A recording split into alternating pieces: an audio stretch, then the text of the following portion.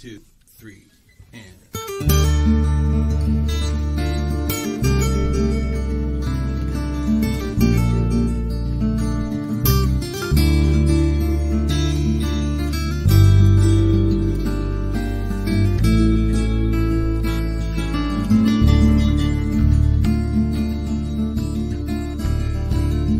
Kadosh, Kadosh, Echad Yisrael, Baruch, Shemo Adonai. Shalom and welcome. It's wonderful to be with you today. You're watching Answers for Our Time, and I'm your host, Jessica Knock. You know, this program, it goes out on several different platforms, and I want to thank you for your commitment to sticking with us, because dependent on the topic, we have to go from a censored platform to an uncensored platform. So our main channel is on YouTube, Eating One Honey and Locusts, but sometimes if we go into Intel, things like that, we're not able to put that on the YouTube channel. And I know that you prefer that. It's just not possible all the time. So we've been really miraculously provided with a uncensored platform, which is our own domain, and you can get that at https eatingwhilehoneyandlocust.co.uk. So that would be / eatingwhilehoneyandlocust.co.uk. And please just persist. You know, there's that scripture, precept by precept, line by line, and it's exactly the same when it comes to doing a website. What happens is you design it, especially with the needs that we have for live programming and chat. And as soon as it starts to be used, an error comes up, and then you have to work at that one, and then another error comes up and another error comes up. So please bear with us, because we've got so many wonderful gifted people, Stuart and his son Josh, and they are investing, they're sowing their times into getting this site done for us. And now we have the ability for live broadcasting and VOD, which is video on demand, and everything else like the subscriptions and so on. Bear with us, because we're having to transition and make this the alternative to YouTube, especially in times when censoring is going to go maximum and other things will happen where we're controlled, so that we can just broadcast Stephen Pidgeon's programs and our own programs from this platform. And also we've got Twitch, which is a new platform, and Brighteon. So please exhaust these different ones and go to them. On Brighteon, all of Dr. Stephen Pidgeon's Thursday programs are put in there also. They're also on the Eating and Wild Honey YouTube channel. And our programs are likewise on Dr. Pidgeon's Sefer Publishing YouTube channel. So you can exhaust it and go round, so that we are maximizing the reach and utilizing every different platform that we can to get the word, to get the message out at this time. So I hope that helps you. Now, before we bring on our returning guest, Malcolm David and Dr. Stephen Pidgeon, I always like to bring something up, because today we're going into history, and the purpose of the programs on a Tuesday and on a Friday are to address the times that we are in. And that's the whole reason of partnering with Dr. Pidgeon as well, because of what he has brought to light in bringing the Sefer together. And it just basically unveils hidden secrets that are sacred truths and biblical for this time. Hence why this program is called Answers for Our Time as well. So in a moment, I'm going to be reading to you and speaking from 2nd Baruch. So Stuart will bring that up. But, you know, this is what it's about before we get into the program, right? It's about not withdrawing from the Torah. That is such an important part of our salvation, of our worship, of our life. And what I'm speaking to you from 2nd Baruch 44, chapter 44, and most of the verses, is about the reward of the true believer. Starting at verse 3, it says, "But withdraw not from the way of the Torah, but guard and admonish the people which remain, lest they withdraw from the commandments of Elohim." Quite simply, that is about teaching them. And that is what we are doing here today. Malcolm David and Dr. Stephen Pidgeon, that is what is happening, teaching them before our Elohim, so that they keep the commandments. For ye shall see that he whom we serve is just, and our Creator is no respecter of persons. No Jew, no Gentile, no bloodline, just a sanctified heart. Last week, that's what I said, defines person who is set apart and called apart, not circa, not this ecclesia thing. We've moved away from that. It is the called out, set apart person who loves the truth, who doesn't hide from the truth and wants to serve completely in truth and in spirit in that way. 5. And see ye what he has befallen Tison and what has happened to Jerusalem.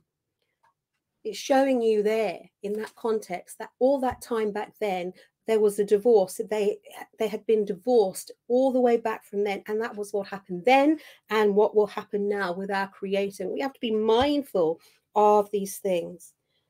Verse 7, for if ye endure and persevere in his fear and do not forget his Torah, the times shall change over you for good, and ye shall see the consolation of Tison. This is showing you, and I get excited about this, that you shall be exalted. Why? Because you are the true believer. The true believer are the ones that do not turn away. You turn away from nothing and you shall be exalted. 8. Because whatever is now is nothing, but when which is shall be very great. For everything that is corruptible shall pass away, and everything that dies shall depart, and all the present time shall be forgotten. Meaning that life in itself is so short, and all this, that term will be forgotten. So what are you holding on to? That's what we have to examine for ourselves, because this fleshly life, this earthly life is corruptible, it's mortal and it's fleshly. So it puts it so beautifully in 2nd Baruch into perspective, and it keeps us with a moral code, a biblical code, how we must be walking. 9, nor shall there be any remembrance of the present time, which is defiled with evils. I think that's really powerful. Nor shall there be any remembrance of the present times, which is defiled with evil, saying that you will quickly fall. You will be blown away, as it says so much in the Bereshit, like the shaft of the wind. 10, for that which runs now and runs unto vanity, and that which prospers shall quickly fall and be humiliated. Which is about what I was saying about the fall. This is also about your eternal life and looking at that everlasting life, that pursuit that we go into. 11, for that which is to be shall be the object of desire, and for that which comes afterwards shall we hope, for it is a time that passes not away. 12, and the hour comes when abides forever, and the new world comes, which does not turn to corruption those who depart to its blessedness, and has no mercy on those who depart to torment, and lead not to the perdition those who live in it. I know that's a complicated verse, but it's powerful. It's talking about the new Jerusalem, the new earth, there being no corruption, there being no evil, a new world for the true believer. A true believer, they do not go, it's saying, to the road of the many, to the road of perdition, which is extremely important. 13, for these are they who shall inherit that time which has been spoken of, and theirs is the inheritance of the promised time. Again, your reward for the true believer. These are those who have acquired for themselves treasures of wisdom, and with them are found stores of understanding, and from mercy they have not withdrawn. The truth of the Torah they have preserved. I love that. The truth of the Torah they have preserved, because the Torah is the truth. You know, in Revelation, Yahushua is called faithful and true. In Genesis, he is known as the Word. This is the same truth of the Torah. Again, that's what we're doing here tonight. That's all the other times. You do this too. It's not just these platforms and speakers that we have. That is our mission. These are his names. These are his attributes. And this has to be our testimony and us as lamps shining this forward. 15, for unto them shall be given the world to come, but the dwelling of the rest, who are many, shall be in the fire. Again, that's the new earth. That's the new Jerusalem, for the elect. And the many, it represents those who will rest in the lake of fire. That gives me chills just to think of the consequences of the opposite if you don't stand out and set yourself apart and search him with your heart, with your lips, with every part of you in this life and now. Chapter 45, one verse, it says, "Do ye therefore so far as ye are able, instruct the people, for the labor is ours. For if you teach them, ye shall quicken them. For if you teach them, ye shall quicken them." Again and repetitively, I'm saying to you, this is the command to the true believer, of the true believer, to teach, to quicken. You know, it parallels for Ezra. The purpose of the elect is what that is all about again. And you see this purpose to strengthen those of the elect who are to fall in danger, to teach the truth of the Torah.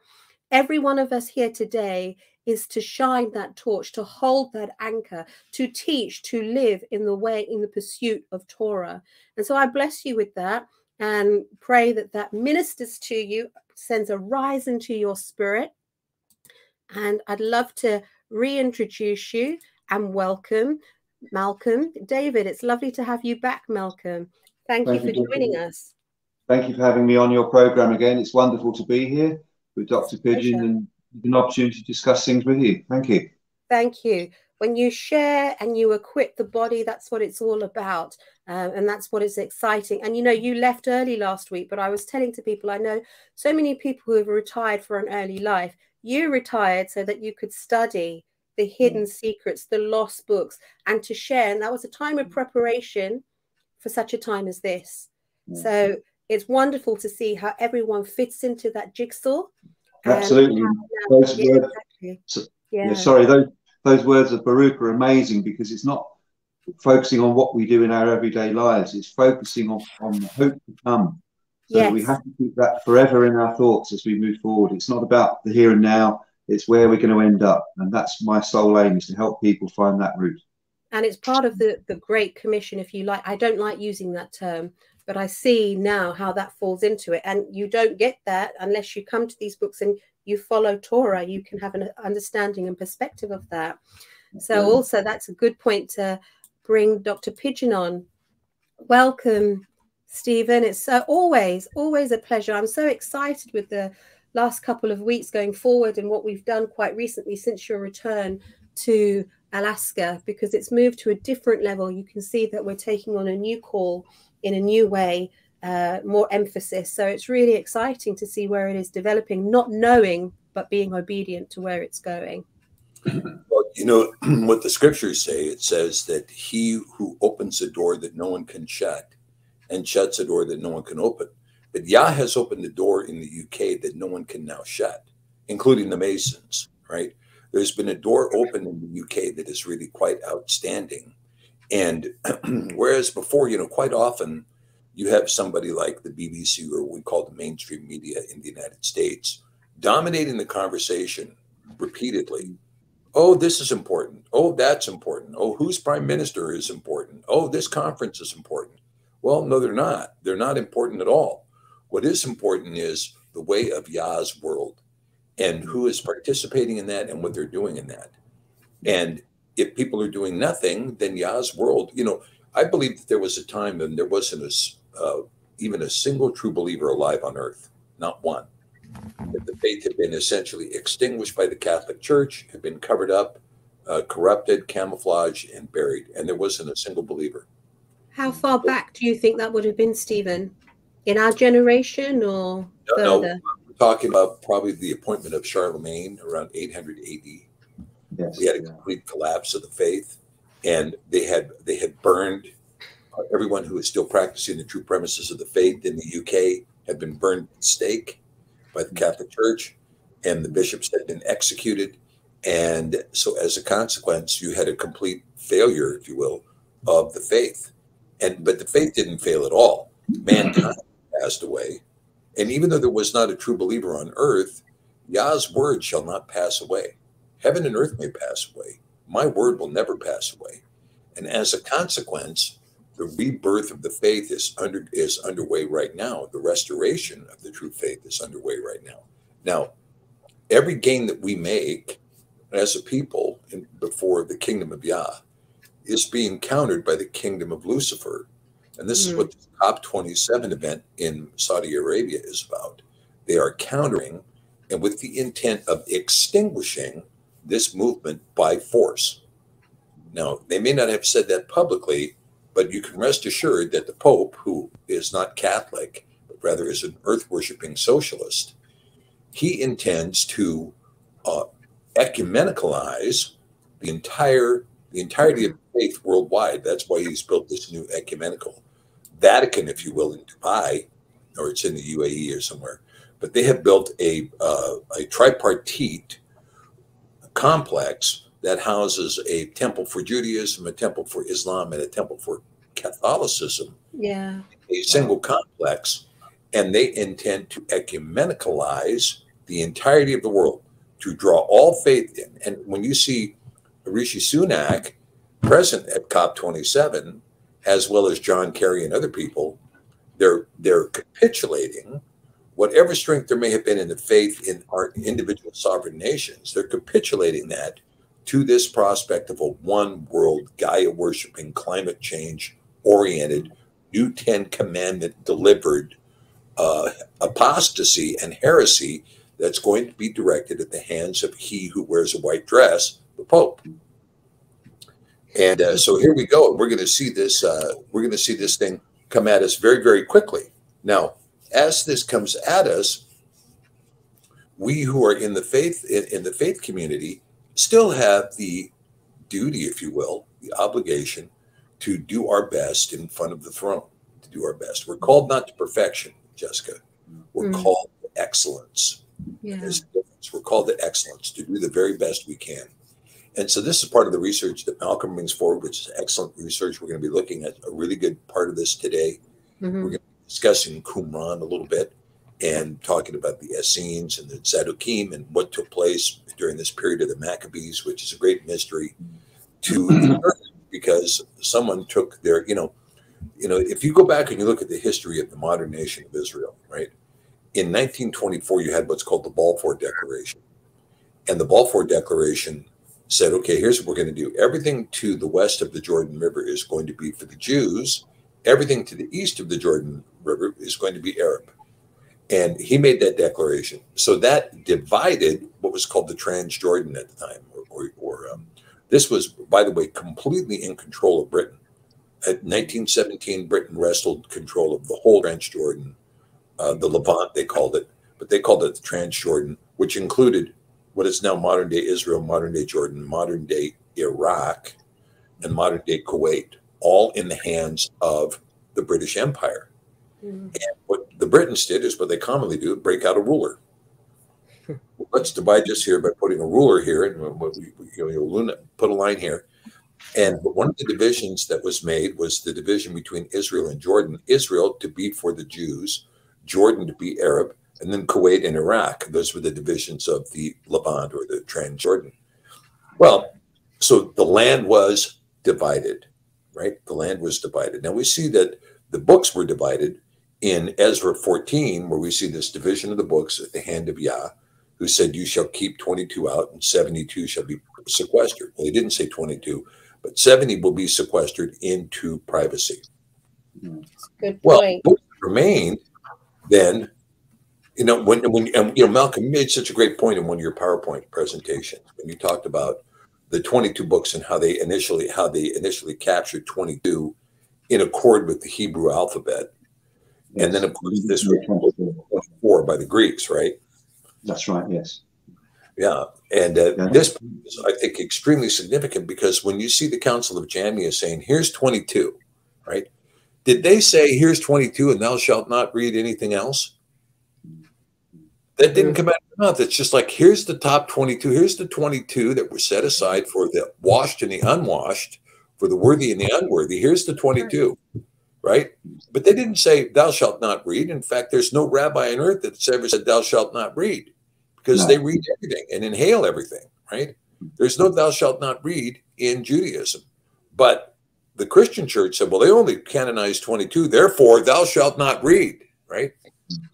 And then, of course, when we get into the modern epic, we see that the Catholic Church was unwilling to go to the extremity that the Westminster Confession did. The Catholic Church saying at the Council of Trent, we're going to canonize these apocryphal books.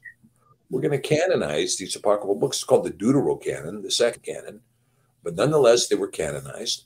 And as a consequence, there was absolutely no difficulty with Coverdale publishing them, or with John Calvin publishing them, or with King James publishing them.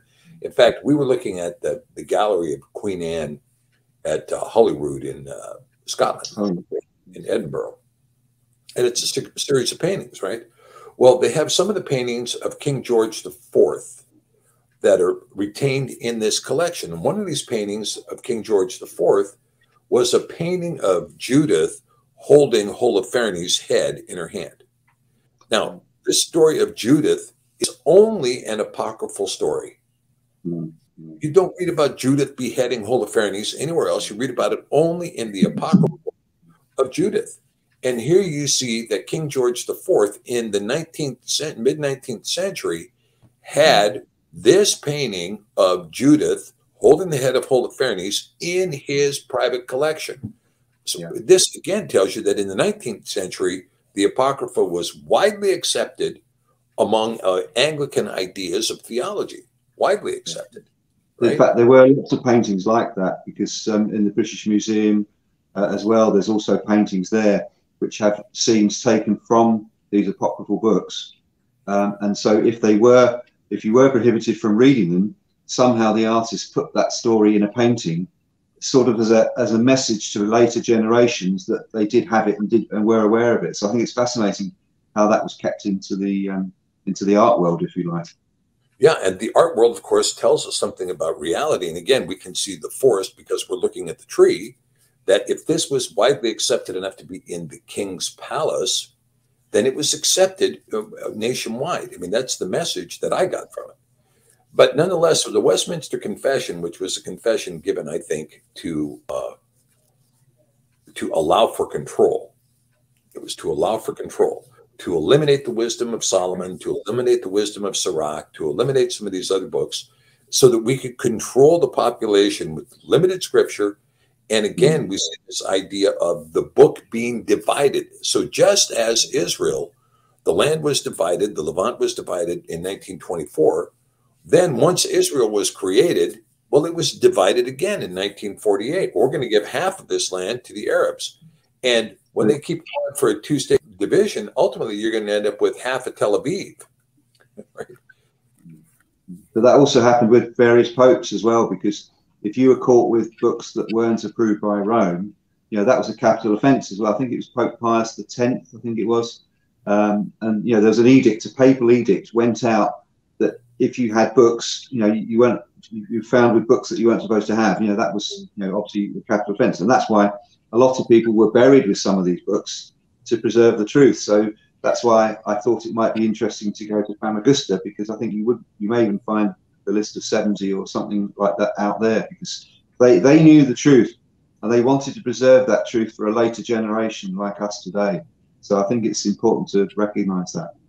What was their thinking? It's just a small question, but they buried themselves with the books. They would disintegrate. So yes, there were cases of people being buried with books. Yes, they might disintegrate, but it depends how they were buried. I mean, they had ways of preserving bodies, so they may have wrapped them in a certain way. I don't know, but certainly people used to bury things of value, including books that were prohibited as well.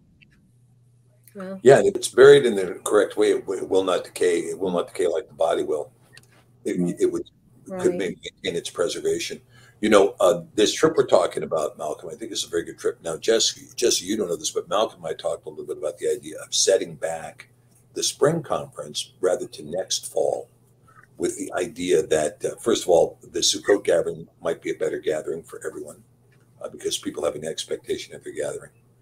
Secondly, the fall is kind of it's a little bit more of a holiday time for most of the people employed. If they don't take their holiday in August or September, they can take it during Sukkot. And in addition to that, we also have this research that needs to be accomplished first. Now, Cyprus, of course, is turning into a war zone, right? There's been open activity at the border between the Turks and the Greeks. in Cyprus, and there's an arming up going. But that shouldn't stop us from going, Malcolm. Just because war is going on, should not keep us.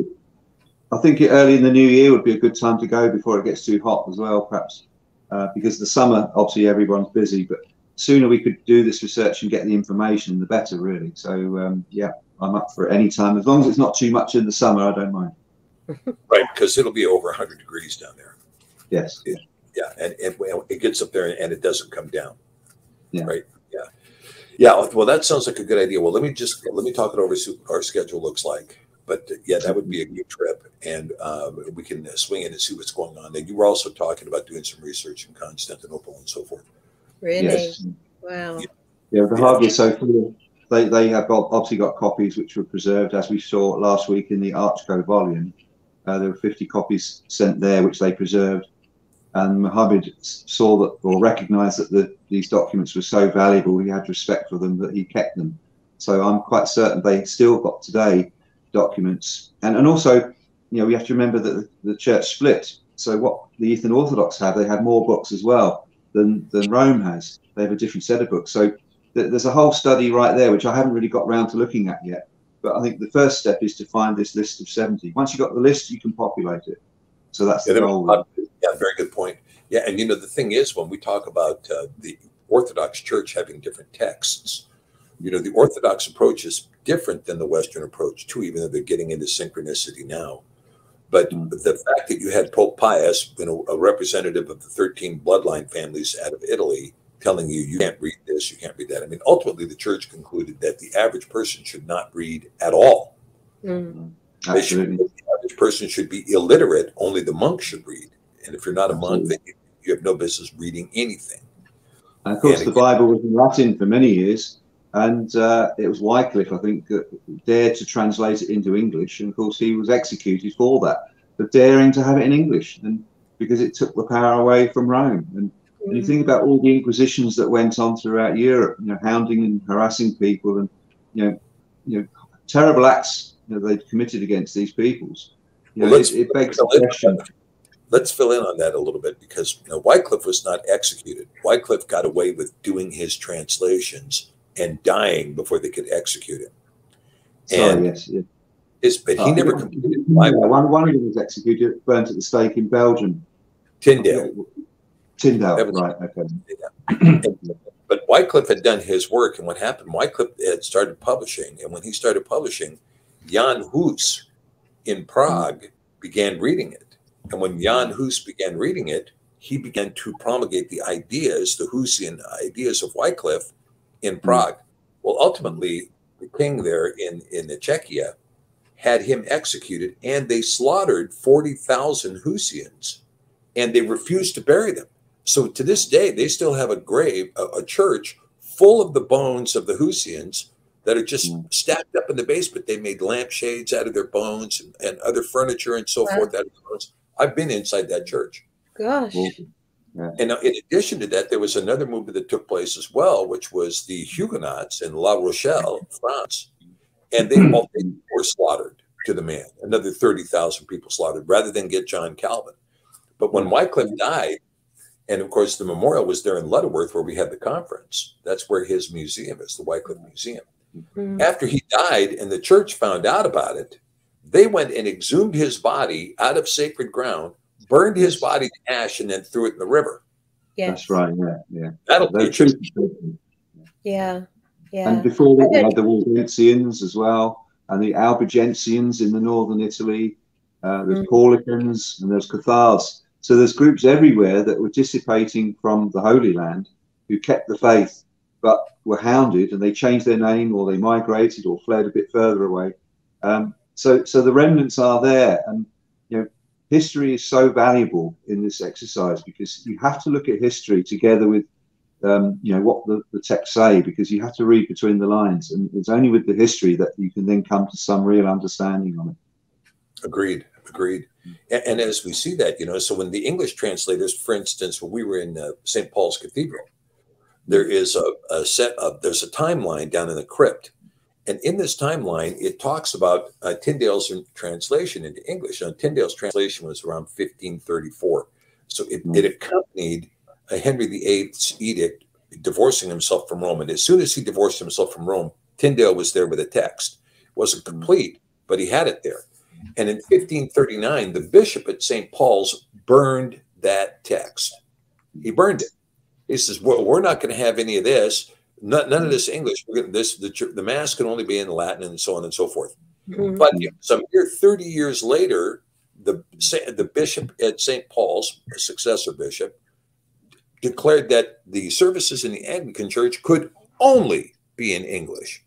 And it was the same year that that bishop burned the Tyndale text that Parliament passed an edict saying there shall be the Great Bible in English in every church in England, and the churches shall be unlocked, and that Bible shall be open that anyone can go in and read it. Amazing step, really, an amazing step by Parliament. I mean, when you read the history of Catholicism, how it ended up where it is, it's a wonder that anyone reads it or believes in any of it. People treat it so appallingly. Yeah, it's like, you know, it's like the average Muslim. The average Muslim is a Muslim because their parents were Muslim. Yeah. The community expects them to be Muslim. And it's the same thing with the average Catholic. Why are you Catholic? Because we live in a Catholic country, and I'm expected to be Catholic, and therefore we say an Ave over the grave, you know. And of course, you know, this idea of repetitive prayer, the idea of calling somebody Father, and so on and so forth. These things that the inquiring mind, particularly the inquiring mind in Catholic countries such as France and Spain and Ireland and Austria, you know, you really, if you're the kind of person who is inquiring and looking to find out the truth, you're going to find out that Catholicism is a long way from it. Absolutely. Totally agree with that. Okay, so should we start the presentation and carry on from last week? You bet. Let's go. Yeah, I just want to say thank you to both of you.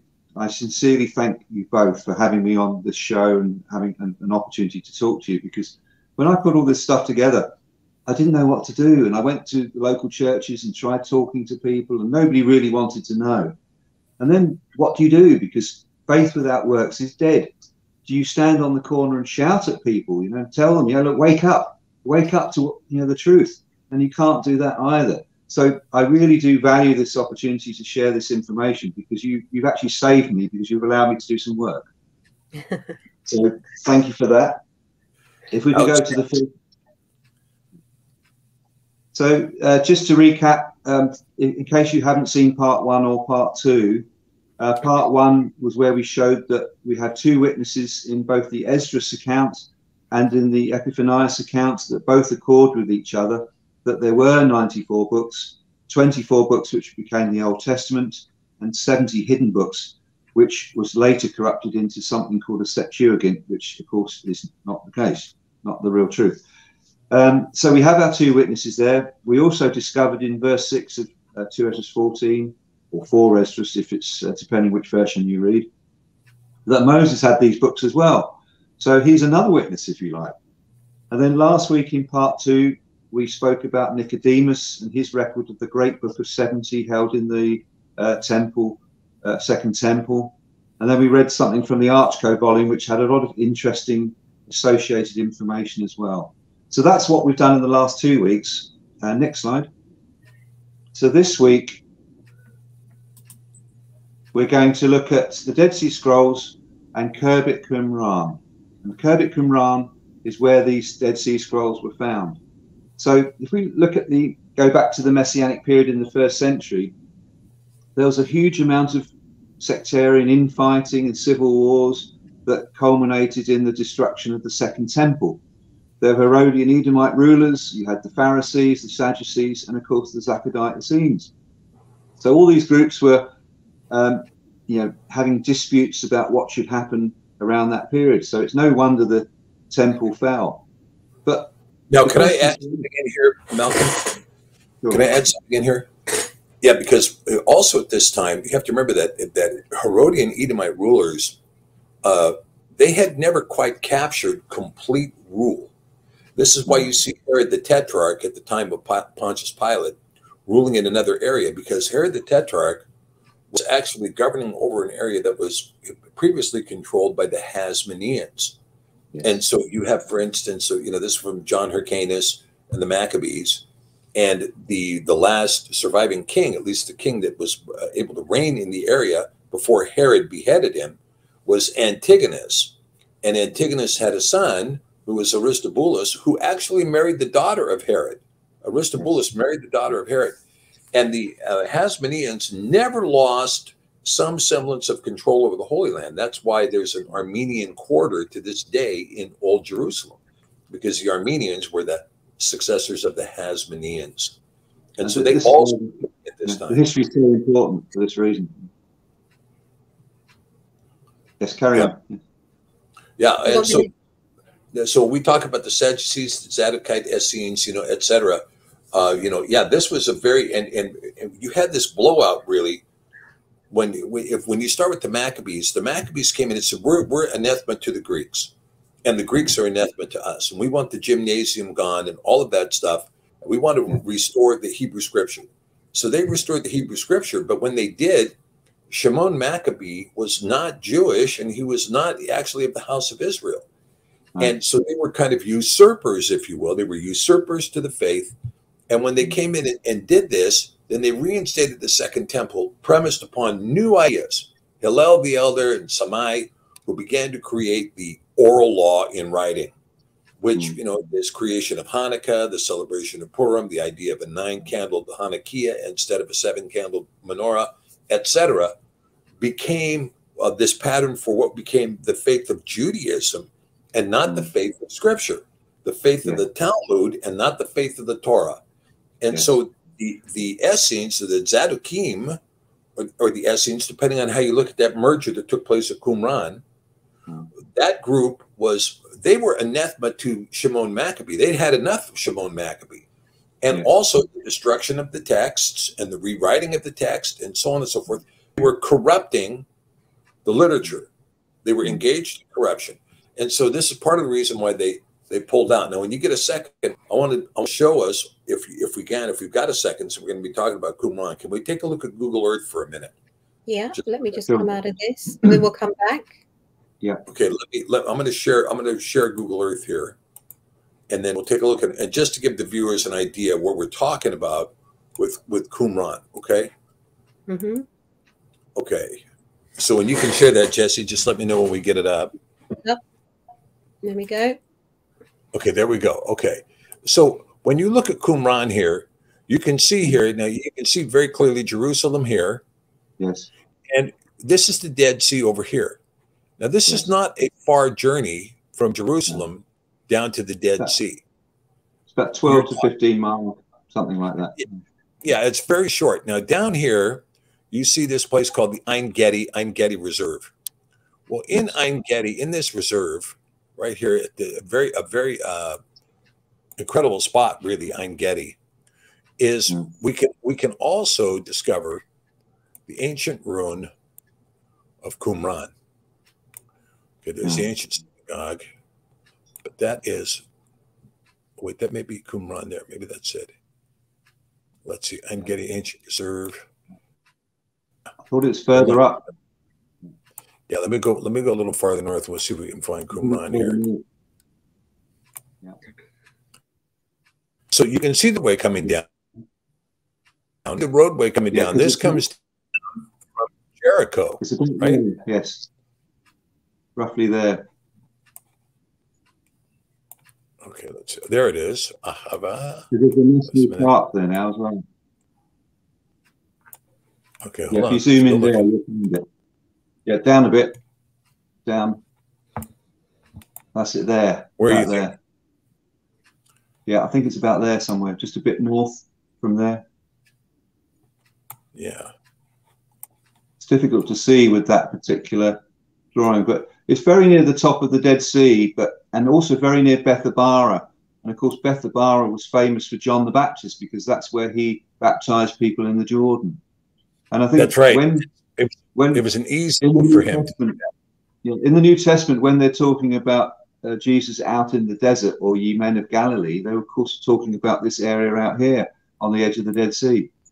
And I think it's roughly where you are there, somewhere just a bit north, or it's left a bit. Left. Yeah, this is it's inland now because of the sea levels have changed, so it is inland somewhat. Yeah. And yeah, I recall it being down here. I'm just trying to find where they should be showing it to us very clearly. But of course, you know, who knows what Google Earth is trying to do now to keep it from being seen. Going back there, you might find it there. There is a valley there, and then up a bit, up a little bit. Yeah, you check Rabin Garden. This is here I'm getting here. Yeah. Well, I'll pull out and I'll see if I can. Let's go back to the screen and I'll see if I can locate this closer. Okay. I've got to put it in the presentation anyway, so we can come to that in due course. Okay. Okay. So what we're looking to do this week is to answer some of these questions. Why is Khirbet Qumran so important for our search for truth? What happened to the 70 lost books? Where is the real Damascus? Why has history been censored? What was the outcome? And then who was the Messiah aligned to? So there's some of the questions we want to answer today. Next slide. But first of all, there's a bit of history again, because originally when it was discovered, it was then part of Jordan, because as you mentioned, it was part of the Jordanian Empire, if you like, or Transjordan. And the investigation, of course, was handed over to the Catholic Church. And they collated and sifted through all the material. And if you read Michael Bajent's book, which is this one here, I don't know if you can see that, it's called The Dead Sea Scrolls Deception by Michael Bajent and Richard Lee. They talk about how the material was obviously sanitized and checked over, but also they asked, they paid the Bedouin by the square centimeter. And because of that, these guys are saying that that's why a lot of the scrolls ended up being in a square centimeter, because the Bedouin thought they'd get more money out of it that way. Now, whether that's true or not, we don't know. But that's what these guys say in this book here. And this really tells you a lot of the history. And it was also co-authored with Robert Eisenman as well, so he'd had input into it. But after the Six-Day Arab War, of course, the West Bank was captured, and it was now under the control of Israel. And then that control passed over to the Israeli Antiquities Authority. So for the first 20 years, it was under the control of the Catholic Church, who did not release a single piece of information on it. They kept that all to themselves.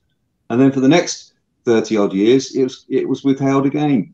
And it was only these three professors that really put a lot of work into exposing, you know, why isn't this information being shared? You know, it's an academic scandal par excellence. There is no justification on withholding the information whatsoever. And they're tired of being treated contemptuously, because every time they asked for information on the scrolls, they weren't given it. And it was for nearly 50 years this information was withheld.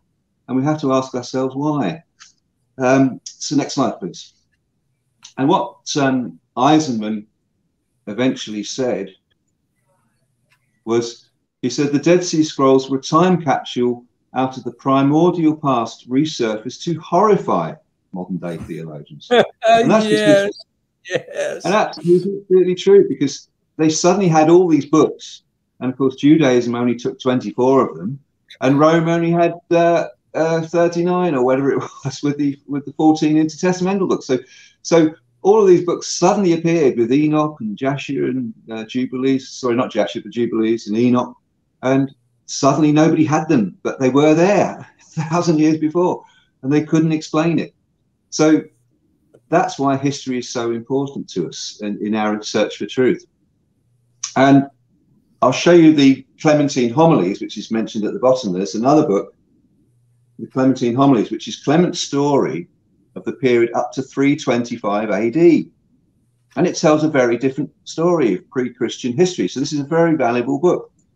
And I was going through it the other day, and in the preface, it talks about Peter wanting to share his information and his teachings to his followers at the end of his life. And the actual narrative in there talks about how he was telling people to wait till they've been in the movement for 6 years before they share these writings with them. Give them one to see how they get on, and if they don't like it, don't give them any more. But if they do like them, then give them more. But it then has a very curious reference several times to the 70 disciples. And you think, well, why 70 disciples? Because he probably didn't have that many disciples. He only probably had a few in the inner circle. But then when you read the story, which is all about passing on his information, and you look at the grammar doesn't make sense. And it's obviously somebody's overwritten it to read 70 disciples when it clearly read he was talking about 70 books that he was passing on to people who passed on after him. And when I read that, I was just blown away, because there's more information directly from the mouth of Peter on whose rock this church was to be founded. So I will send you that preface from that book, because I'd like a second opinion on that, because it's very clearly overwritten, and it's very clearly talking about these missing 70 books. So yeah, I'll that's share that. interesting. And again, we see that quite often. And again, if the idea is to, I mean, when you think about it, for instance, let me just share this with you for a second, Malcolm. The name Bible, okay? The reason they took the name Bible is because there was an ancient work called the Bibliotheca, which contained supposedly all of the knowledge of the known world at that time. Some huge, I don't know, 30-volume set called the Bibliotheca. Yeah. And Rome came in, burned that to the ground, cover it, do not let anybody know of its existence, and then we'll tell everybody that this is the Bibliotheca, this book here, which contains all the relevant knowledge of the world that you need to know, the Bibliotheca. That's why they called it the Bible. It was named after the city Byblos and this Greek goddess of writing, right? It's interesting because many European countries use the term bibliothèque for the library. You go down to the local library, it's called the bibliothèque. So yes, it's the same thing. Yeah. And in addition, the same thing with the Septuagint. Well, let's call this the 70, right? And we know, I mean, there's no way if you had 72 translators, well, it was named after 72 translators, then why didn't you call it the 72? Why did you call it the 70? Because they want to co-opt the name to say, this is the 70, not the 70 you're looking for. This is the 70. And by the way, the Bibliotheca you're looking for, this is it. It's called the Bible. That's all you need. You don't need to go any farther than that. See, right there on the front cover tells you don't need to go any farther than that. All camouflage, all designed by Rome. Yes, absolutely. Absolutely. Okay, next slide. So if we look at the Dead Sea Scrolls, then, clearly they are the ancient source of the hidden 70, because if you remember in the top left-hand corner there, from the first presentation, we had that table of the earliest known source was the Septuagint. And before that, it was a Hebrew text, which nobody apparently has. Well, clearly, the Dead Sea Scrolls are then that text set of scriptures in that document. So we do now have that. It's very clear. And here you can see, on the left, you can see the Bajan and Lee book, which they wrote, and then Professor Eisenman as well. And they were the ones that helped, expose this corruption and get the scrolls released. But what's interesting about Khirbet Qumran is it's an Arabic name. And you'd think that, today, now it's part of Israel, you'd think it'd be given an Israeli name or a Hebrew name, but it's not. And that's because if they gave it its true Hebrew name, of course, that would upset one group of people. And if they did that, that would expose the truth to another group of people. So you can see why it suits everybody to keep an Arabic name, which is very strange. But the other thing I want to point out is if you ask people about the Dead Sea Scrolls, most people conjure up a picture of some caves on the side of a hill, and they might remember the story of the Bedouin goat herders that were up there looking after their goats and threw a few stones in to get the goats to come out and round them all up and take them home. And that's when they discovered the scrolls in the jars. But what they don't tell you, next slide, please, is that it's literally a few hundred yards from a monastery. And of course, in the distance, you can see the Dead Sea Scroll caves. And here's the monastery at Khirbet Qumran, which we now know was called Damascus or Damashek. And this was the real Damascus that Paul went on the road to, because he wasn't going 200 miles north to Damascus in Syria, which grew up into a city or a town much later on. He was going to the original Damascus, which was this site here, down on the banks of the Dead Sea. And what's interesting is that it had a scriptorium, it had mikveh pools, because we now know from Josephus that the Zadokite Essenes were the only group of people that did baptism and immersion. And it had libraries and refectories, and it's 15 miles or less than 15 miles east of Jerusalem. And it's only 2 or 3 miles from Bethabara, where John the Baptist baptized in the Jordan. So when let's stop here for just a second, Malcolm. A couple of things. When I was in Qumran, the Israelis have done the same thing to Qumran that they've done to Masada. When I first went to Masada, they had the condition of the ruin as they found it in 1958. So the walls were, about 3 feet high, generally speaking. Even though the stones of the walls were all there on top of the mountain at Masada, all the stones were there. But the walls had fallen down and said they were about 3 feet high. So the Israeli authorities came in and spray painted a black line on top of the wall where it was found in 1948. And then they began to reconstruct the walls. Now, if you go to Qumran, if you go to Masada now, the walls are all complete. They go all the way up. Wow. Now, this is the same thing. When I went to Qumran the first time, there were no walls anywhere near like this. There was just foundation stones and kind of a layout of an order. But you can see here in this photo of Qumran, you can see where they had done, like I say, Qumran. Some of the teaching on the Qumran, there was a fellow that released this back in, I think it was January 1st, 2015, I think is how old the video was. But he had demonstrated how Qumran is an inversion, a retrograde inversion of the layout of Jerusalem. Right. And so because of that, by flipping it around, you can see where the temple was, where the temple in Jerusalem was. And it ran on the straight path. In other words, there's a Roman road in Jerusalem that runs due north and south, not along the western wall, the Kotel, but rather it runs due north and south through the old city of Jerusalem. That's where the temple was. Now, let's go back for 1 second. I did find Qumran on Google Earth. If we can swap over to that, let me see if I can share that again for us. And there's a park there now, or a hotel complex or something. And I can't believe from the time of course, I was there 10 years ago, but I mean, from the time I was there till now, it is a completely different animal. So let's drop in there. So, I mean, you can see how far it is. So here's Qumran National Park here in the middle here.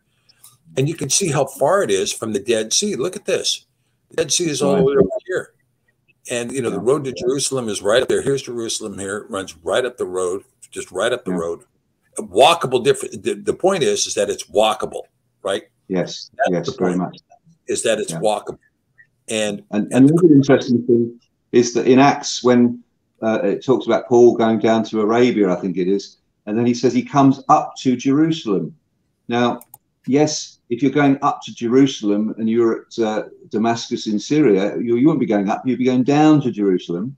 But if you were at Qumran, you would be going up to Jerusalem because it's 12,000 or 1,200 meters below sea level. So that makes sense. Although you're going west, you're going up to Jerusalem. So I think you can read between the lines of the story in Acts when he talks about the poor and various things like that.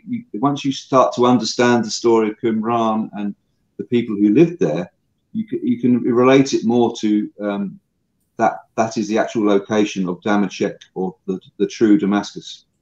Yeah, and also that I do believe this is where the Messiah was when Lazarus had died, and he tarried. Remember, he waited for 4 days before he went up. Now, a 15-mile journey, I mean, you can do that in a day, depending on how fast you walk, but you can do that in a day, although it's all uphill, but you can do that in a day. And so he tarried and he waited for 4 days. He wanted to get past that point where there was no chance he was sleeping. There was no chance he was in a coma. There was none of this. He was dead. He'd been buried and so on, wrapped and everything else. But he tarried here. He tarried here. And of course, when we were there, they had signs up saying that they believed John the Baptist was here. Why? Because of his mikvah practice, or the idea of baptizing. And of course, the Dead Sea was much higher then. There was a lot more water in the Dead Sea at that point. And so he was able to, to do the baptism just right up the road from there, right? To have that baptism area. Yeah. So it's all persuasive evidence that's but also when the Romans came in, because of course the Herodians had sent Paul out to Damascus to persecute the followers. He would have gone by horseback in an hour or two. But if he was going to Syria, up in Damascus in Syria, it would have taken him a week to get there. So it's clearly not in Syria. It's definitely down here. Right. So, all right. So this is Damascus. Yeah. The next bit then. The other point I wanted to make was that of course, when you had these civil unrests going on and this infighting around about 70 AD, or up just before that period, they called the Romans in, and of course the Romans came. They went first to the fort of Machaerus, which is on the east side of the Dead Sea, which is where John the Baptist was held captive. So they went first to the fort of Machaerus, destroyed that. Then they came round to Damascus and destroyed that in 68 AD. And then, of course, we know they went to Jerusalem and destroyed the temple in 70 AD. And then, of course, they went down to Masada in 72 or 73 AD. Now, none of that's in your New Testament, but, you know, all that's crucial information, I would have thought. So, you know, it just explains it further as to why this history and its understanding is so important. Well, let's take a look at the prophecy in Isaiah 17, Yeshayahu 17. The burden of Damascus. Behold, Damascus is taken away from being a city and shall be a ruinous heap. Well, here you go. And I mean, this is very clear. I mean, the first time I saw Qumran and understood it as Damascus, it was very clear to me that it was a ruinous heap. It was a heap of stones. There was nobody living there. It was a ruinous heap. It had been destroyed. Yeah, I was there in the 70s, so it's been a long time since I've been back. So maybe we need to put that on the tour list for next year as well. All right, yeah.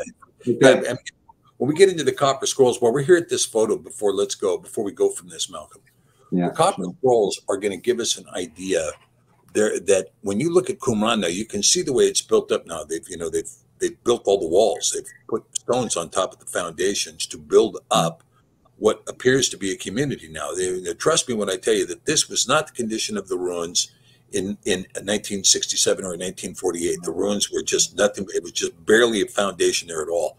These have been reconstructed to build the walls back up. And when you see it, this city is in sectors. Now, the Copper Scroll is going to disclose a great deal about the sectors that are in this city. And there have been researchers, and including the identification of the temple, right? And so, or the mock-up of the temple, if you will. And if you were living there in 68 AD and you knew the Romans were coming to attack you, what would you do? Anything of value or precious to them, like the scrolls, they would have tried to hide. And where would you go? To the caves just nearby. So it's quite obvious to me that, you know, the scrolls were all held here in the library or the scriptorium and were hidden in those caves just before the Romans came to destroy it all. So I think it's very, very straightforward. Yeah. The timeline sure fits. There's no contradiction in the timeline. Okay, let's keep going. Okay, next slide. So some basic facts about the Dead Sea Scrolls. They're 1,000 years older than the Masoretic text, which was written sometime in the 7th to 10th century AD. And that's what most of the modern Bible translations use. So they really should be going back to the Dead Sea Scrolls. The key to this is the Zadokite Essenes, their literature was contrary to the Levitical priesthood. And that's why perhaps they were in exile down at Qumran. And there's some further information on how they were found. 25% equated to the Old Testament of 24 books, all except Esther, and some sources say Nehemiah was not included as well. There were 30% of them were extra biblical books, and then the rest of it was either sectarian or not yet identified. But overall, 3/4 was written in Hebrew. But we have to remember that all of these books were seen as sacred to the people who lived there. They didn't just use some of them. Oh, you can only read those few because they're part of the 66. Oh no, they read all of them. So that's very important for us in our understanding. Okay, next slide. Yeah, please jump in if you want to say anything on top of that.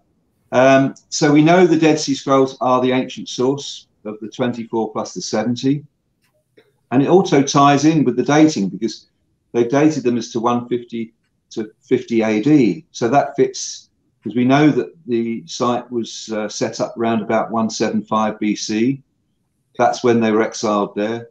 And we know, of course, that it was destroyed in 68 AD. So it's quite highly likely that the books they had or they found were carbon dated correctly between 150 and 50 AD. But I think it's also a good point to remember is when you had these Hasmonean Greeks occupying the area, you know, they were told they could keep their religion, but they had to have Greek kings and Greek priests.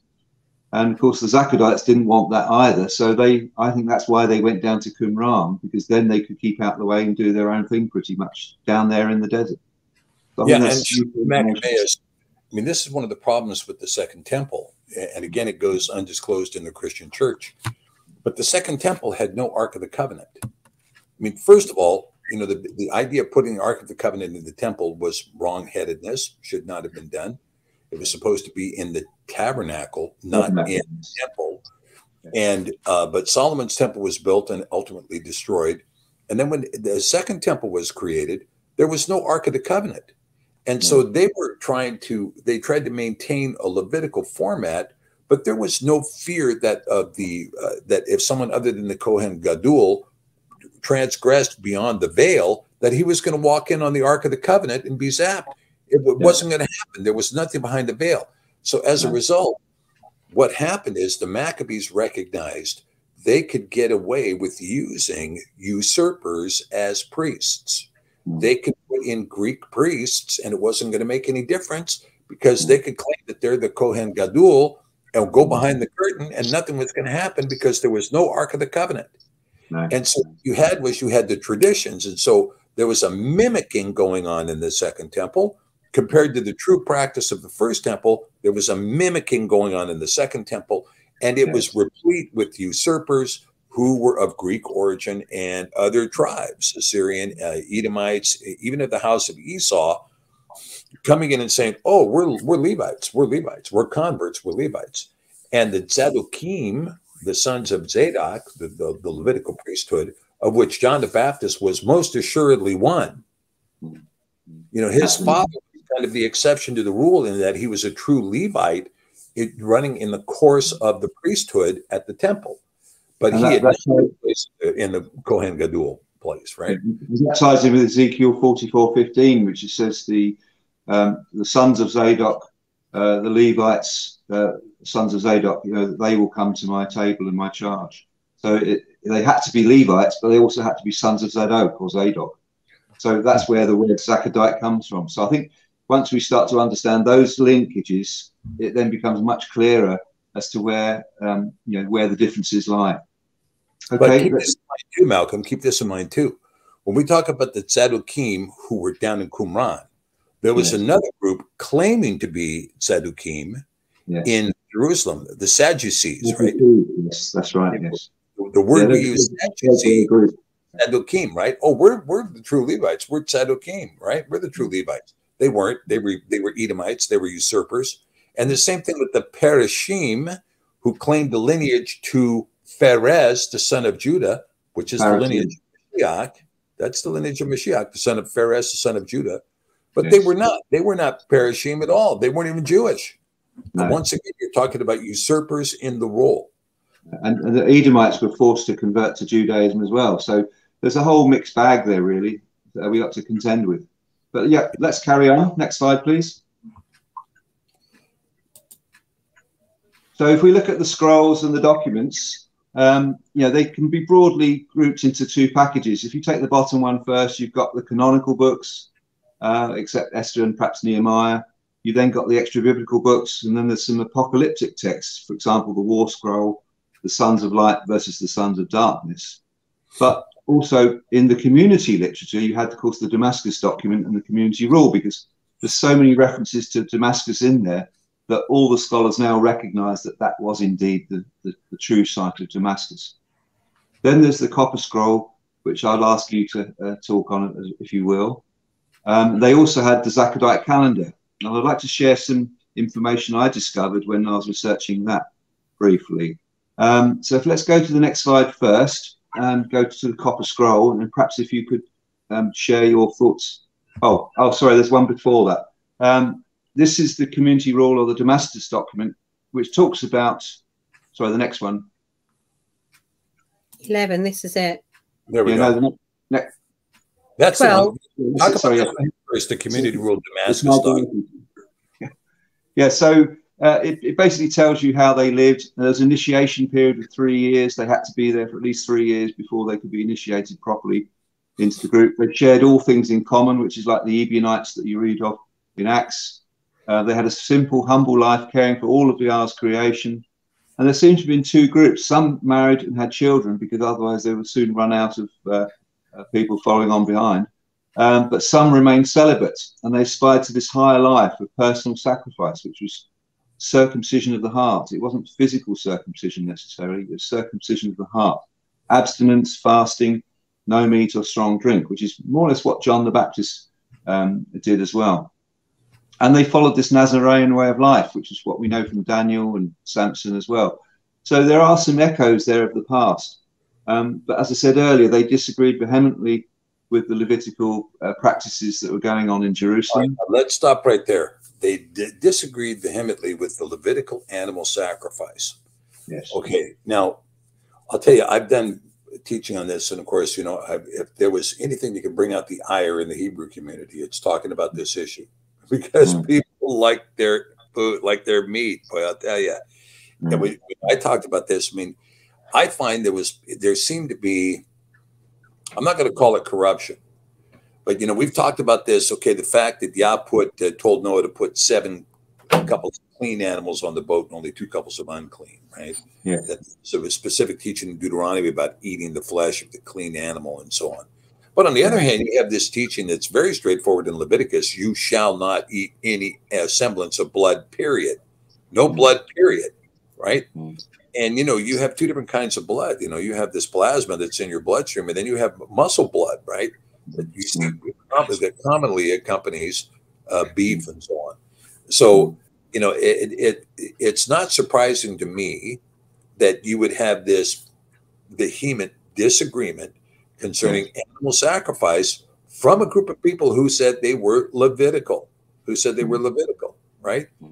And so it just doesn't surprise me. And of course, Paul criticized the Ebionites for this reason. He criticized their vegetarianism, and he criticized their all things in common concept, which Peter tried to emulate in the book of Acts, all things in common.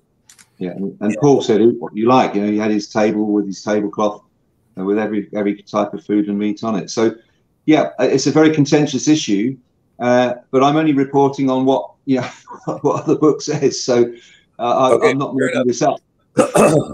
They're also avid healers through diet and herbs as well. So you can see echoes of that both within what Paul said in Acts as well, because Paul obviously went there and he was blinded and he was healed by them. Also, the Clementine homilies tell you about that story as well in more detail. So there's lots of stuff out there that we can use for evidence to pull those sorts of things together. So that's how they lived. We can take a view on that.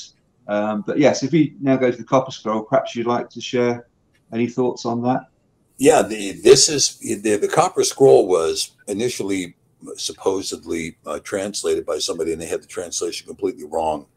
And then eventually the Copper Scroll it's a very difficult piece to translate, because if you move the pages, it destroys the pages, because the pages are made out of copper. So what they finally were able to do was they x-rayed the pages and were able to get the text. So what you see there is kind of a copy of the text coming out of these you know, it wasn't an x-ray per se, but it was one of these sonograms or something. Anyway, what they found out was that the Copper Scroll was telling us about where all this treasure is buried.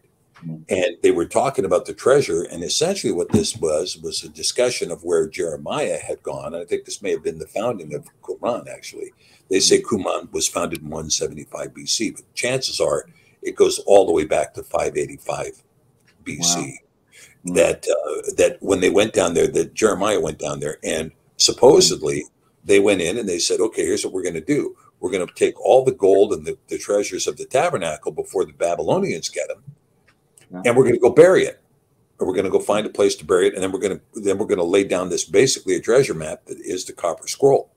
And so the Copper Scroll is very interesting because it divides Qumran, I think, into 13 segments. Divides the place into 13 segments. So, you know, when you first walk Qumran, when I first walked it, okay, great, some rocks, you know. hallelujah, we got some rocks here, big deal, you know. And it's like any other archaeology. If you don't know what's there, you don't know what you're seeing, right? But the Copper Scroll is the one that said there's 13 segments here, and they actually laid out an area in the hill overlooking Qumran, saying this is where Jeremiah dug down and put the Ark of the Covenant. And that it was actually, there was a dig down here to a hole, and then they dug down another hole underneath that. So the Ark of the Covenant went in a hole underneath, then they covered it, and then they had another hole here that was full of you know, the gold bars and the jewels and so on and so forth, and then they covered that. So the guys that unearthed this Copper Scroll and actually properly translated it, they came back and said, well, now that we know what this is, we want to get a permit from the Israeli government to go down and look and see if we can find the Ark of the Covenant. Okay, permit granted. So they went down there and they dug exactly 13 inches before the permit was revoked. Right, wow. And then the permit was revoked. You're not going any further. That's it. You're done. You're finished, right? And so there have been many archaeology events that have taken place at Qumran of people looking and trying to discover what is there. And of course, now the Israeli government is building on. They're recreating the site by stacking stones. And so whatever evidence was there before is now, shall we say, it's gone. It's gone. But also, if you think about the community at Qumran, if they had all things in possession, and they basically had no wealth of their own, it makes sense that there would be a collective holding of their valuables or wealth, which may have been an explanation for this as well. So it could be related. Yeah, it's possible. Okay. Although I do think this was temple. Remember, Hezekiah made the mistake of showing the Babylonians how much wealth they had in the temple. Yes, that was a big mistake. He showed them Solomon's wealth, and Isaiah told them that was dumb. You should have never done that, right? And they had decided then and there they were going to come back and get it. Okay, should we move on? Before we go to the next slide, can you go back to, please, Jessica? Thank you. Yeah. So I want to talk now a little bit about the calendar. This is quite a contentious issue. There's many people have come up with different things on this. But when you look at what it says in Jubilees, it's very clear that in the time of Moses and the time when Jubilees was written, they were following a 364-day calendar. And it was also solar-based, because in Jubilee 6:36, it talks clearly about how later generations will err and go down the wrong way and count the days incorrectly. And I can read actually a little bit if you want. For there will be those who will assuredly make observations of the moon, how it disturbs the seasons and comes in from year to year 10 days too soon. For this reason, the years will come upon them when they will disturb the order and make an abominable day the day of testimony, and an unclean day a feast day. And they will confound all the days, the holy with the unclean, and the unclean day with the holy, for they will go wrong as to the months and Shabbats and the feasts and the Jubilees. And then it goes on to say that that after this is whoever's talking here, I think it must be Moses. For this reason I command and testify to you, that you may testify to them, for after your death your children will disturb them, so that they will not make the year 364 days only. And for this reason they will go wrong as to the new moons and seasons and Shabbats and feasts, and they will eat all kinds of blood with all kinds of flesh. Now that's a very interesting text and piece of information. And what the 364 calendar is you either have 4 seasons of 13 weeks, which being 7 days in a week, it then adds up to 364. Or another way of looking at it is 12 months of 30 days, which are all equal. And then you have 4 holy days. And that mirrors the Enochian calendar and also the Celtic cross, which is the circle with the cross through the middle, which represents the 4, the 2 equinoxes and the 2 solstices. And when you look at that and then compare it to what we have today, because today we have 365.242 days in a year. The only thing that could have changed is Joshua's great day. And then, of course, you have Hezekiah's sundial, which was about 10 minutes worth, I think. So if we can now go on to 2 slides, please, Jessica. So you'll see what I came up with. Because it's indisputable, we have a 365.242 to year today. And the year is reckoned by the orbit. It's the distance or the revolution of the orbit, which gives us the length of our year. And as I said, the only thing that changed that was, of course, Joshua's great day.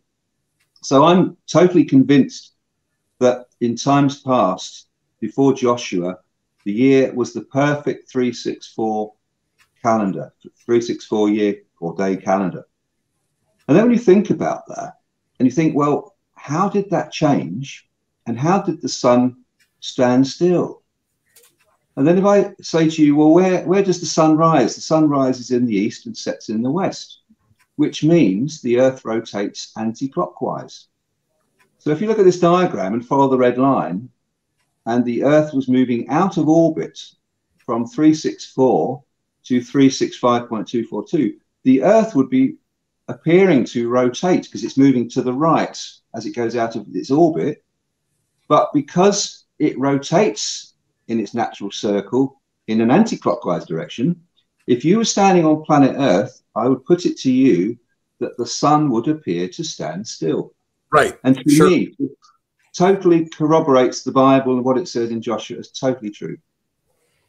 Yeah. Yeah, I agree with that analysis. In fact, I wrote about that a couple of years ago, and I agree with that analysis, Malcolm, that that's probably what happened, because you're right that as you're moving out of orbit and the counterclockwise spin is just going to it's going to do this. It'll cancel itself out. Yeah. The clockwise motion cancels the anti-clockwise rotation, so the sun appears to stand still. But we know the sun can't stand still, neither can the planets, because everything in the solar system is held by, it's the rotation and the gravitational pull that holds everything there. So you can't just have everything stop dead for a day and a half. It has to carry on. Look like that. The orbit would explain it. Yeah. And so that is, and again, I think we also see that this is going to have something to do also with the moon cycles as well. That we had, I think at one time we had a compatible moon cycle with the sun, a compatible moon cycle in this period. And instead of that, what do we get? Instead, we get something inordinate. But this inordinance that we have on the earth today, and it's like I say, I mean, going back to the ancient knowledge book, where he proposes that at one point there may have been a ice ring around the earth, even an ice ring and the ice ring collapsed at the time of Noah. When the ice ring collapsed at the time of Noah, I mean, all of these are celestial events about which we have no knowledge. And of course, because we have God haters since Darwin in the scientific community, they don't look to see what happened. If you follow the biblical records, well, we think there could have been an ice ring here. We think also that Joshua's long day may have been a change in the orbit. We may have gone from a perfectly circular orbit to an elliptical orbit, for instance. And if and you think about that too, think about this, Malcolm. So here we are in a circle. And then in Joshua's long day, it does this. It squeezes here and it elongates here, right? As part of that motion that, give us this illusion that the sun has stood still. I mean, all of those contributed to the same thing, right? On Joshua's great day, the actual day must have been 2¼ days long, because you had the normal day, plus the sun stood still for about a whole day, which we now know is a day and a quarter. So that particular day was 2¼ days long enough for them to complete their battles and kill whoever it was they were killing. But I have no doubt in my mind that the 364-day calendar was the perfect calendar, and I have no doubt in my mind that we will revert to that in time for the millennium. Because if God can cause that to happen in one direction, he can certainly cause it the other way. And I can share a little thought on that with you, if I may, because we know the mass of the sun, we know all the mass of the planets, and we know that there's a missing mass, which some call Planet X or Nibiru, which has a cycle of 3,500 years, and it returns to Earth on that cycle. Now, if you go back to the last time that happened, it could well have easily brought a shed load of water with it, which caused the flood. And it could also happen again, and every eye will see it, because when that thing comes, which is much, much larger than our Earth, I can assure you every eye will see it coming. And when that comes, that's going to shake our Earth up. You're going to have earthquakes, you're going to have magnetic storms, you're going to have the pole shift that's also been predicted as well by scientists. All those cataclysms could happen. But there will be some who will be protected and saved through that, because obviously it's going to revert to the 364 in time for the millennium. So a lot of people will suffer, obviously, and this is very radical for some people, and I do appreciate that. It's not meant to be contentious at all, but it's just what I came up with from looking at the facts and the information. Yeah, fair enough. Fair enough. Okay. Okay, excellent. Let's keep going. Next slide.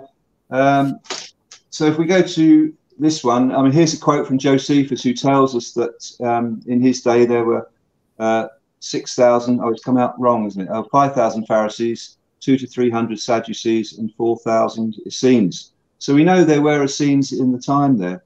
So perhaps would you like to talk to these two slides, please? The story of Tobit.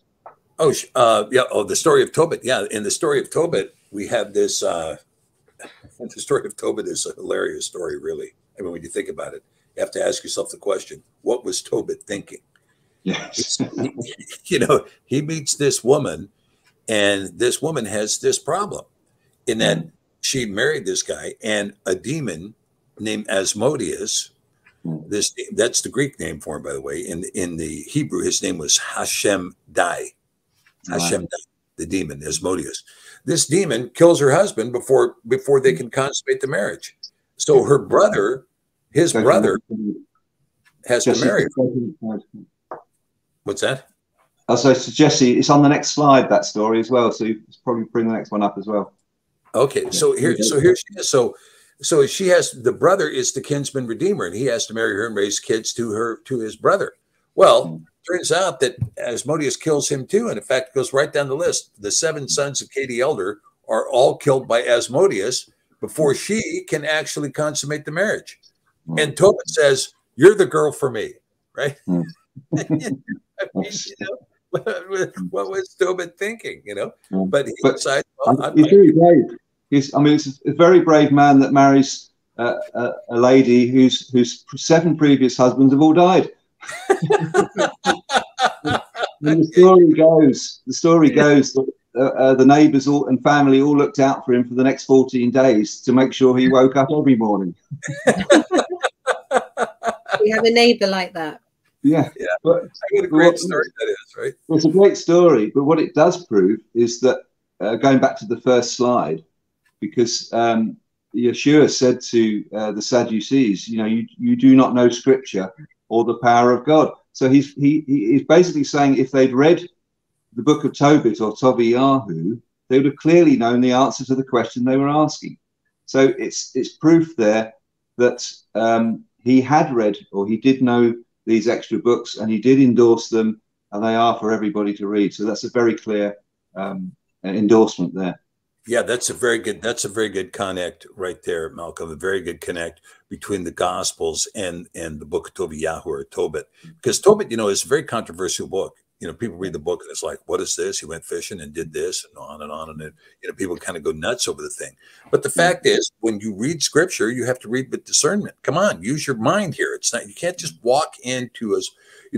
When you look at that passage in Ezra, it says these are going to be reserved for the worthy and the unworthy.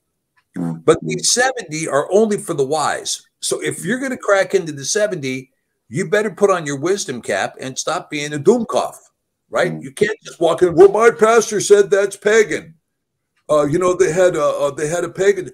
Try reading it first with an open mind and get an idea what's going on. Because if Mashiach read Tobit and was willing to quote from it, who are you to criticize it? Absolutely, absolutely. Yeah. If we go on to the next slide, please, Jessica. So the question comes to us is, which group did Yeshua belong to? Because if he was talking to the Sadducees, he clearly wasn't with them, and he wasn't a Pharisee either. So he must have been. He really was a Pharisee. He was a true Pharisee in the respect that he was of the tribe of Perez. But the Pharisees, I'll come back to this, Malcolm, the Pharisees were usurpers pretending to be of the tribe of Perez when they weren't. They weren't even of the house of Israel at all. But Mashiach, on the other hand, was a true Parashim. Yes. However, he wasn't following any of their doctrine.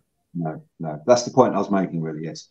So, yes, so he was really more aligned with the Zadokite Essenes, and of course they've been written out of the New Testament in favour of the Roman version of the truth, because they haven't mentioned any of those. They're assuming you know about those in the story. They talk about the other side, the Sadducees and the Pharisees, but they don't talk about them.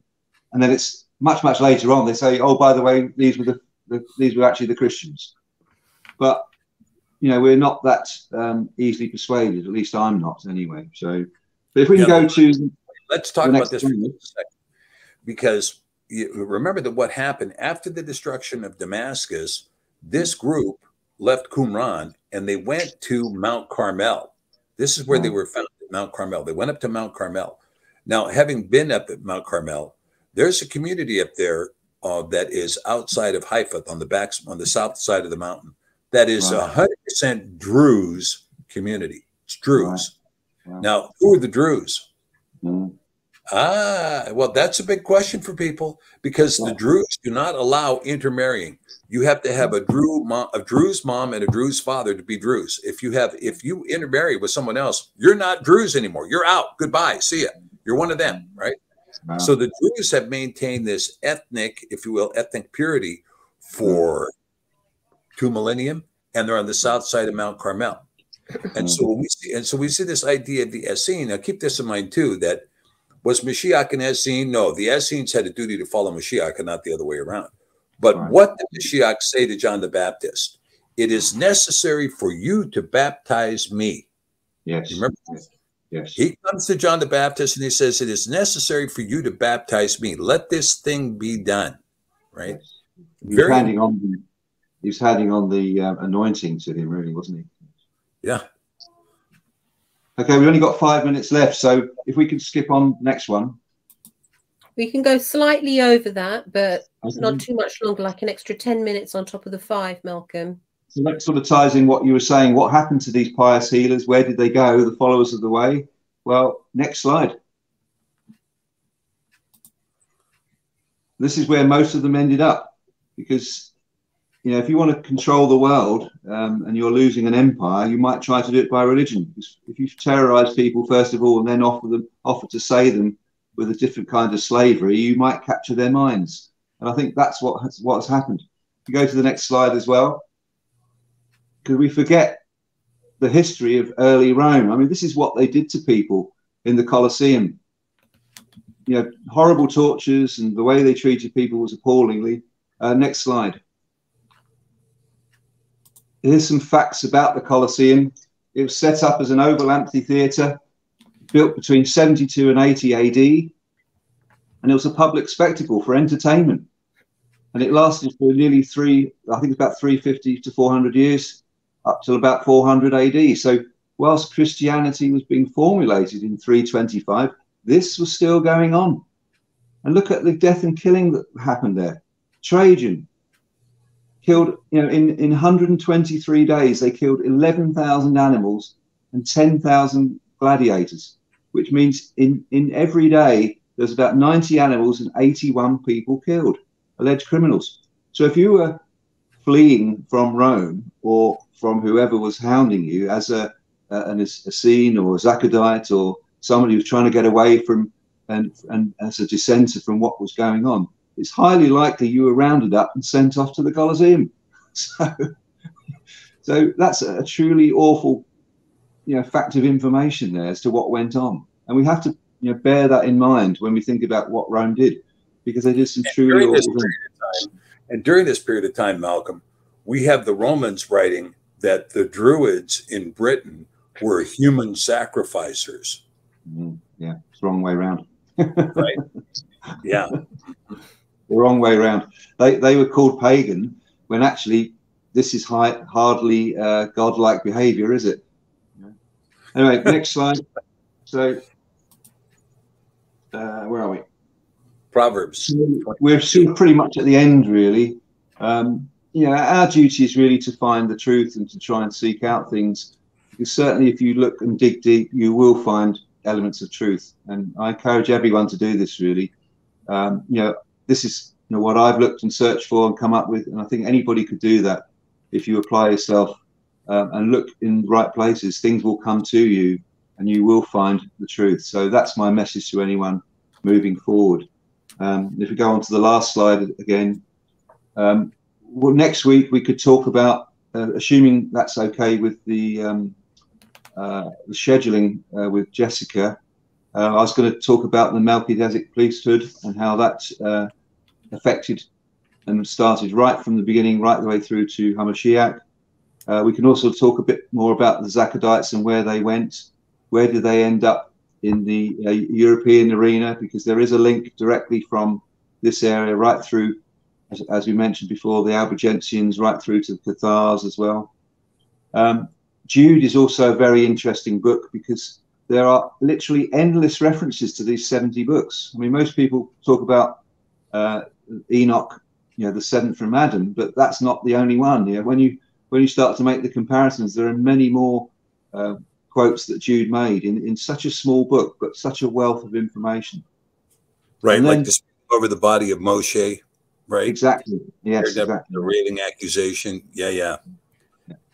And then the other thing that I've discovered as well is because today, in 2022 or soon to be 2023, we cannot adequately explain the geologic ages and where the dinosaurs fit in. And I sat down one morning and thought, well, this is appalling. Nobody has an adequate explanation. So what we did was we got a load of Post-it notes out and we wrote on them all the different events that we knew happened and shuffled them around. And you very soon get a picture as to how it all fits together. And that's when you find out where the real lacuna is in Genesis, because Genesis, from my understanding, has been praseed down and squashed down. And once you know where the gap is, all these other bits fit in and it all makes total sense. So I'd like to share that one with you at some point as well, if I may. But that can all change. It's entirely up to you what you want to do, really. But I hope that was something of interest. Well, we always have, we're not done yet. That's the main thing, Malcolm. We're not done yet. We'll have to continue our discussion. Well, this has been fantastic, Malcolm. I got to tell you, it's been just a pleasure to go through this with you. And we're going to have to do the research. That's ahead of us now, right? It looks like we have a trip to Qumran as well. Looks like it. Hopefully the Israelis will let me back in the country. We'll see. Okay. Thank you. No, there's so much there. Thank you. There's a lot to go through. People will definitely be asking questions. So Malcolm, please, and Stephen, if you can, look in the questions when they pop up on YouTube to answer. I'd be grateful for that, because this is really new. And while you're sitting here and you're presenting this all to us, 2022, as you just said, Malcolm, and so much has been kept for us, even more. We think we're just going ahead. And then, as Stephen mentioned about the Bible and how that was devised, how that name came about. So we've really been stolen from, really, our history, the narrative that's been presented to us. And that's what these programs are in part about, so we can begin to understand for ourselves and pursue and become historians to that pursuit, like you guys. So, it's a real shaking. You have to accept it first. You have to acknowledge, oh, right, this is a truth. This has happened. And then when you get round to that, you can start to put the jigsaw together like you did the Post-it notes. But, everything that you guys said, Revelations 21, just verse 2. It simply says this: when you look at this, everything what you've said, it can be so disturbing how much has been robbed for us. But this is our sight. This is what we look towards. And I, Yochanan, saw the holy city, renewed Jerusalem, coming down from Elohim, out of heaven, prepared as a bride, adorned for her man. That puts everything back into perspective and gets you equipped for the next run. And you see where your hope is, don't you? So thank you. Thank you both, gentlemen. Thank you, Stephen. Thank you, Malcolm, for today, for sharing. And we look forward to carrying on and doing more of this installment. Next week, I'm not sure what's happening program-wise, because there's so many people on hold. But please look out for the announcements and you will find out. And of course, Malcolm will be coming back to continue the series. We've got so much to go through. So thank you. Take care, everyone. And we will see you Tuesday, or those who are joining Shabbat tomorrow with Dr. Stephen.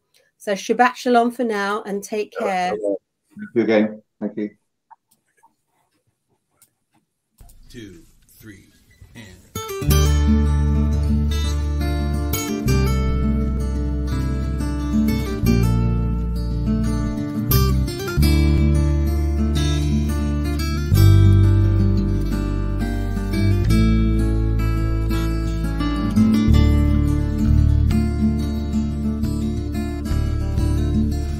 Kadosh, Kadosh, Echad Yisrael, Baruch Shemo